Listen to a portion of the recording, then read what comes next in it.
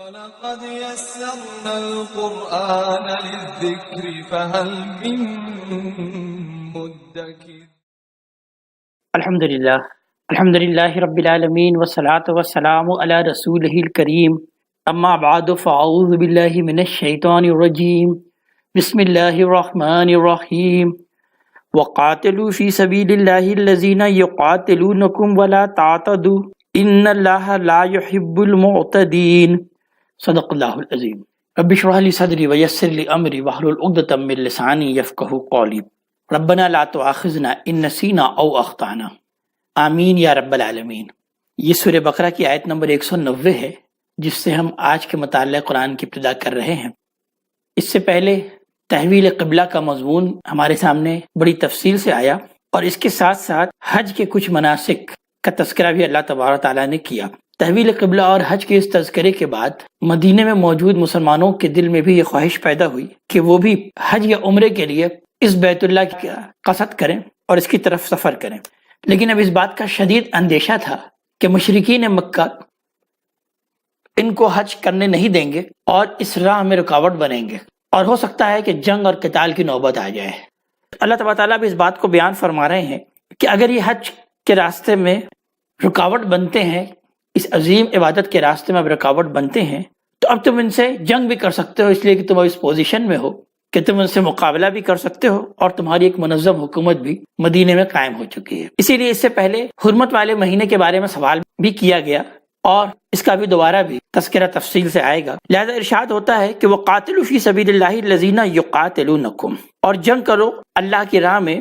وہ جو کہ تم سے لڑتے ہیں، جنگ کرتے ہیں، یعنی تمہاری اس عظیم عبادت کی راہ میں اگر یہ حائل ہوتے ہیں اور تم سے یہ جنگ کرتے ہیں تو تم بھی ان سے جنگ کر سکتے ہو۔ وَلَا تَعْتَدُوا، لیکن دیکھو اس معاملے میں زیادتی مت کرنا،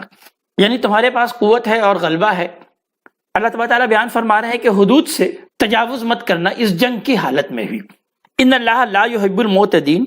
اس لیے کہ اللہ تبارک تعالیٰ حد سے تجاوز کرنے والوں کو پسند نہیں کرتا۔ وَاقْتُلُوهُمْ حَيْثُ ثَقِفْتُمُوهُمْ، تو اگر یہ جنگ کرتے ہیں تو انہیں قتل کرو جہاں کہیں بھی تم انہیں پاؤ۔ وَأَخْرِجُوهُمْ مِنْ حَيْثُ أَخْرَجُوكُمْ،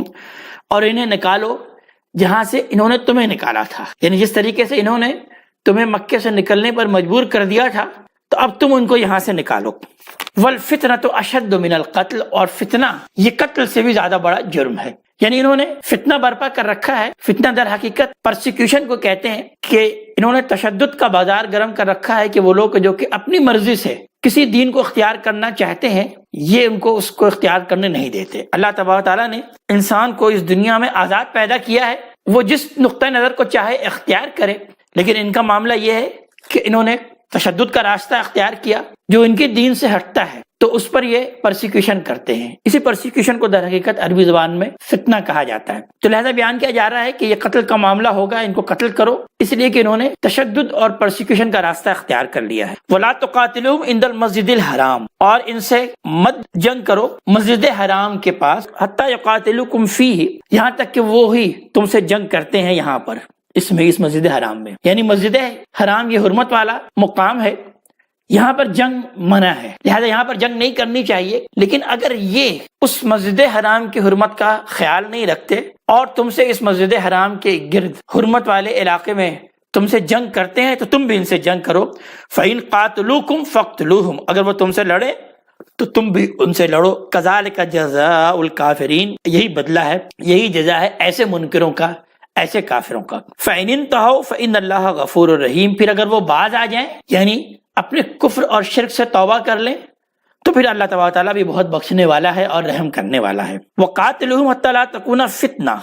اور اب اگر یہ جنگ شروع ہو جائے، جنگ چھڑ جائے، تو پھر اب یہ جنگ کو جاری رکھو یہاں تک کہ یہ فتنہ بالکل ختم ہو جائے، یعنی یہ جو انہوں نے فتنہ برپا کر رکھا ہے اس کا خاتمہ ہو جائے، لوگ اپنی آزاد مرضی سے جس دین کو چاہیں اختیار کریں، ان کو آزادی ہو، اور وَيَكُونَ الدِّينُ لِلَّهِ، اور دین اللہ تبارک تعالیٰ ہی کے لیے ہو جائے۔ یعنی یہ جزیرہ نمایاں عرب میں جس میں نبی کریم صلی اللہ علیہ وسلم کو مبعوث کیا گیا ہے، اس میں آپ صلی اللہ علیہ وسلم کا یہ دین ہی غالب ہو جائے، آپ صلی اللہ علیہ وسلم کا لایا ہوا یہ دین اس جزیرہ نمایاں عرب میں غالب ہو۔ یہ اللہ تبارک تعالیٰ کا چونکہ قانون ہے کہ اللہ تبارک تعالیٰ جس علاقے میں اپنے رسول کو خاص طور پر مبعوث فرماتے ہیں، اس علاقے میں اس کو اور اس کے دین کو غلبہ عطا کر دیتے ہیں۔ یعنی یہ غلبہ دو طریقے سے ہو سکتا ہے، ایک تو یہ کہ اس علاقے کے رہنے والے رسول کی دعوت پر ایمان لے آئیں اور بحیثیت مجموعی اس کو قبول کر لیں. اور دوسری صورت یہ ہو سکتی ہے کہ اگر وہ ایمان لے کر نہیں آئے تو اللہ تبارک تعالیٰ پھر آسمان سے عذاب نازل کرتے ہیں اور رسول کے یہ تمام کے تمام مخاطبین جو جان بوجھ کر حق کا انکار کر دیتے ہیں رسول کے اتمام حجت کر لینے کے بعد بھی، تو اللہ تبارک تعالیٰ آسمان سے عذاب کے ذریعے سے ان کا خاتمہ کر دیتے ہیں. لیکن یہاں پر نبی کریم صلی اللہ علیہ وآلہ وسلم کے کیس میں اللہ تبارک تعالیٰ نے یہ بتایا کہ اب یہاں پر آسمان سے کوئی عذاب نازل نہیں ہوگا، بلکہ مسلمانوں کے ہاتھوں ہی ان کا قتل عام ہوگا اور ان کو سزا دی جائے گی، وہ لوگ کہ جو کہ اتمام حجت کے بعد بھی رسول کا انکار کر لیں. تو یہاں پر اس بات کو بیان کیا جا رہا ہے کہ اب اگر جنگ چھڑ بھی جائے تو اب یہ جنگ ختم نہیں ہو سکتی جب تک کہ یہ فتنہ فرو نہ ہو جائے اور دین اللہ تعالیٰ ہی کا نہ ہو جائے، یعنی مسلمانوں کو ہی غلبہ حاصل نہ ہو جائے اور یہ تمام کے تمام منکرین حق ان کا خاتمہ نہ ہو جائے، یہ مغلوب نہ کر دیے جائیں. فَإِنِ انتَهُوا فَلَا عُدْوَانَ إِلَّا عَلَى الظَّالِمِينَ، پھر اگر وہ باز آ جائیں یعنی توبہ کر لیں. باز آ جانے سے مراد یہ نہیں ہے کہ وہ جنگ سے رک جائیں، بلکہ یہ ہے کہ وہ ایمان لے آئیں، اپنے کفر اور شرک سے باز آ جائیں اور توبہ کر لیں. تو فَلَا عُدْوَانَ إِلَّا عَلَى الظَّالِمِينَ، تو جان لو کہ اب یہ جو اقدام ہے یہ صرف ظالموں ہی کے لیے ہے. الشہر الحرام بالشہر الحرام، حرمت والے مہینے کا بدلہ حرمت والا مہینہ ہی ہے. یعنی یہ اگر حرمت والے مہینے کے تقدس کو پامال کرتے ہیں اور اس میں وہ جنگ چھیڑ دیتے ہیں، مسلمانوں کو یہ بات کہی جا رہی ہے کہ تمہیں خود سے تو جنگ نہیں چھیڑنی اس مقدس مہینے میں، لیکن اگر اس مقدس مہینے میں یہ خود سے جنگ کا آغاز کر دیتے ہیں تو پھر حرمت والے مہینے کا بدلہ تو حرمت والا مہینہ ہی ہے، تم بھی اس مہینے میں جنگ کر سکتے ہو. والحرمات قصاص، اور اسی طرح دوسری حرمتوں کے بھی بدلے ہیں. فمن اعتدى علیکم فاعتدوا علیہ بمثل ما اعتدى علیکم، تو بس جس نے بھی تم پر زیادتی کی تو تم بھی ان کے ساتھ ویسے ہی زیادتی کر سکو جیسے کہ اس نے تم پر زیادتی، یعنی حد سے تجاوز مت کرو. اس معاملے میں بھی تمہارے ساتھ جو بھی زیادتی کا معاملہ ہوا ہے اسی طرح سے انتقام اور بدلہ تم اس سے لے سکتے ہو، لیکن اس سے زیادہ نہیں. واتقوا اللہ، لہٰذا اللہ سے ڈرتے رہو، اسی کی حدود کی پاسداری کرتے رہو. وَاعْلَمُوا أَنَّ اللَّهَ مَعَ الْمُتَّقِينَ، اور جان لو کہ اللہ تو ان کے ساتھ ہے جو اس کی حدود کی پاسداری کرتے ہیں. وَأَنفِقُوا فِي سَبِيلِ اللَّهِ، اور قتال فی سبیل اللہ کے ساتھ ساتھ انفاق کا بھی تذکرہ کیا جا رہا ہے کہ یہ قتال یا جنگ یہ نہیں ہو سکتا جب تک کہ اس راہ میں مال بھی نہ خرچ کیا جائے. تو اس لیے کہا جا رہا ہے کہ انفاق کرو، اپنے مالوں کو خرچ کرو اللہ تبارک تعالیٰ کی راہ میں. وَلَا تُلْقُوا بِأَيْدِيكُمْ إِلَى التَّهْلُكَةِ، اور اس سے گریز کر کے اپنے آپ کو ہلاکت میں مت ڈالو. وَأَحْسِنُوا، اور احسان کی روش اختیار کرو، یعنی مال کے خرچ کرنے کے معاملے میں کنجوسی کا معاملہ مت کرو، بخیلی کا معاملہ مت کرو، بلکہ حسن و خوبی کے ساتھ اللہ تبارک تعالیٰ کی راہ میں مال کو خرچ کرو. ان اللہ یحب المحسنین، اس لیے کہ اللہ تبارک تعالیٰ تو احسان کرنے والوں کو پسند کرتا ہے. وَأَتِمُّوا الْحَجَّ وَالْعُمْرَةَ لِلَّهِ، اور حج اور عمرہ کی راہ اگر تمہارے لیے کھول دی جائے تو پھر اس کو پورا کرو، حج اور عمرہ کو صرف اور صرف اللہ تبارک تعالیٰ ہی کے لیے، یعنی تمہاری نیت اللہ ہی کی رضا ہونی چاہیے حج کا اگر تم نے قصد کیا ہے تو. فَإِنْ أُحْصِرْتُمْ فَمَا اسْتَيْسَرَ مِنَ الْهَدْيِ، پھر اگر تم گھیر لیے جاؤ، تم اگر روک دیے جاؤ، یعنی ایسی صورتحال ہو سکتی ہے کہ تم نے حج کا ارادہ کیا اور اس میں جا نہیں سکے، راستے میں رکاوٹ انہوں نے پیدا کر دی، اور یا یہ ہے کہ کوئی اور ناگہانی آفات آ گئی یا کوئی اور مسئلہ درپیش ہو گیا کہ تم نے احرام باندھ لینے کے بعد بھی تم مسجد حرام کی طرف جا نہیں سکے، تو پھر فَمَسْتَيْسَرَ مِنَ الْهَدْيِ، تو جو بھی قربانی میسر ہو اس کو پیش کرو. یعنی قربانی کر لینے کے بعد تم اب احرام کو کھول سکتے ہو، یہ اب حج کے قائم مقام ہوگا. وَلَا تَحْلِقُوا رُؤُوسَكُمْ حَتَّى يَبْلُغَ الْهَدْيُ مَحِلَّهُ، اور اپنے سر کو مت مڑاؤ یہاں تک کہ قربانی اپنی مقام کو پہنچ نہ جائے. یعنی اب چونکہ یہ حج اور عمرے کا قائم مقام یہی قربانی ہو گئی، تو اب قربانی یا تو اس مقام پر پہنچ جائے یعنی مسجد حرام تک پہنچ جائے جہاں پر یہ قربانی ہو جائے، تو پھر تم اپنے سر کو مڈا سکتے ہو، اور یا یہ ہے کہ اگر قربانی بھی وہاں تک پہنچنے کا امکان نہیں رہا، جیسے کہ صلح حدیبیہ کے موقع پر جب نبی کریم صلی اللہ علیہ وسلم گئے تو قربانی بھی پہنچانے کا امکان نہیں تھا، تو آپ نے اور آپ کے ساتھیوں نے اسی مقام پر قربانی کی اور اپنا احرام کھولا اور سر منڈوایا. تو لہذا دوسری صورت یہ ہو سکتی ہے کہ پھر تم سر اس وقت منڈواؤ کہ جب تم قربانی کر لو. فمن کان منکم مریضا او به اذى من راسه، اور پھر اگر تم میں کوئی ہو مریض اور یا اس کے سر میں کوئی تکلیف ہو، یعنی اب اس کو سر منڈوانا لازم ہی ہو، ضروری پڑ گیا ہو اس کے کسی مرض کی وجہ سے یا سر میں کسی تکلیف کی وجہ سے، تو ففدیۃ من صیام او صدقۃ او نسک، تو پھر اب اس کا فدیہ ہوگا روزہ رکھنا یا صدقہ ادا کرنا اور یا جو بھی قربانی میسر ہو قربانی عطا کرنا۔ فَإِذَا أَمِنْتُمْ، اور پھر تم جب حالت امن میں ہو، فَمَنْ تَمَتَّعَ بِالْعُمْرَةِ إِلَى الْحَجِّ، تو جو کوئی بھی فائدہ اٹھانا چاہے عمرے کا حج کے ساتھ، یعنی حج کی ارادے سے تو وہ جا رہا ہے حج کے مہینے میں، اور حج کے لیے وہ مکہ مکرمہ کا سفر اختیار کر رہا ہے، لیکن ساتھ ساتھ وہ یہ چاہتا ہے کہ میں عمرہ بھی کر لوں، جس کو کہ حج تمتع بھی کہا جاتا ہے۔ تو اللہ تعالیٰ بیان فرما رہے ہیں تو فَمَسْتَيْسَرَ مِنَ الْهَدْيِ، تو جو بھی میسر آئے قربانی میں سے وہ اس کو پیش کرے، یعنی اب اس کے کفارے کے طور پر اب تمہیں ایک قربانی پیش کرنی پڑے گی، اس لیے کہ تم نے ایک ہی سفر میں دو فائدہ حاصل کیا کہ ساتھ ساتھ حج بھی کیا اور عمرہ بھی کیا، یعنی اس کی اجازت دے دی گئی۔ یہود کی شریعت میں تو اس کی اجازت بھی نہیں تھی، انہوں نے اپنی شریعت میں جو خرابی پیدا کر لی تھی اس میں ایک بات یہ بھی شامل کر لی تھی کہ یہ دونوں عبادتیں ایک ساتھ ملائی نہیں جا سکتی، لیکن اللہ تعالیٰ نے بیان فرمایا کہ یہ دونوں عبادتیں اگر تم ایک ساتھ ملانا چاہو، اس لیے کہ بار بار موقع نہیں ہوتا ہے خانہ کعبہ کی طرف سفر کا، مکہ مکرمہ کی زیارت کا، اور انسان چاہتا ہے کہ میں ایک ہی سفر میں عمرہ بھی کر لوں اور حج بھی کر لوں، تو اللہ تعالیٰ نے اس بات کو بیان فرمایا کہ پھر تم حج اور عمرہ کو اپنے ایک سفر میں ملا سکتے ہو، لیکن تمہیں ایک قربانی پیش کرنی پڑے گی۔ فَمَن لَّمْ يَجِدْ، اور پھر اگر وہ نہ پائے، یعنی کوئی شخص اگر قربانی کو نہیں کر سکے، فَصِيَامُ ثَلَاثَةِ أَيَّامٍ فِي الْحَجِّ، تو پھر اسے چاہیے کہ وہ 3 روزے رکھے حج کے دنوں میں، وَسَبْعَةٍ إِذَا رَجَعْتُمْ، اور 7 جب تم لوٹو،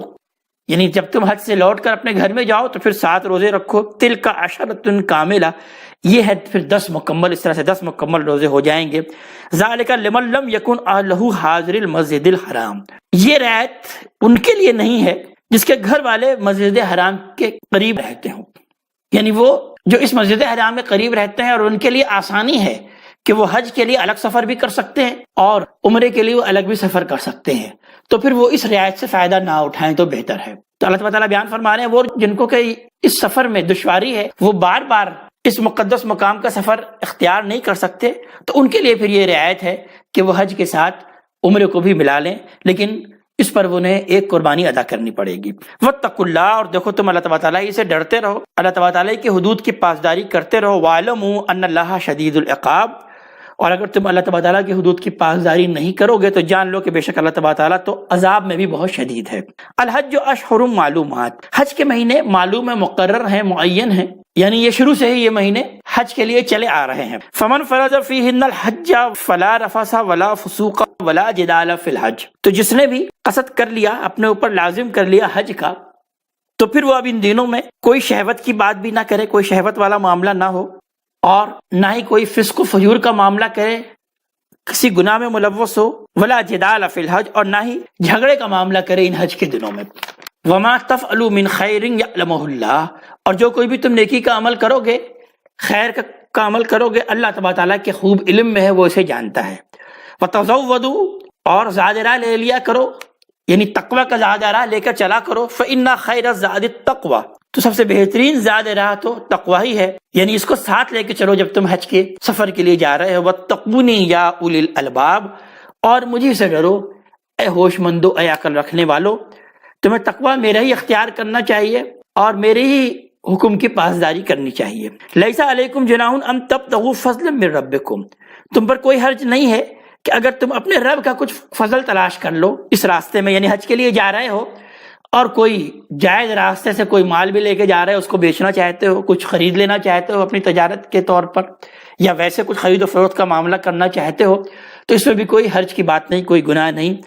فَإِذَا أَفَضْتُم مِّنْ عَرَفَاتٍ فَاذْكُرُوا اللَّهَ عِندَ الْمَشْعَرِ الْحَرَامِ، اور پھر جب تم لوٹو عرفات سے تو اللہ تبارک تعالیٰ کو خوب یاد کرو مشعر الحرام میں، یعنی جس کو کہ ہم عرف عام میں مزدلفہ کہتے ہیں،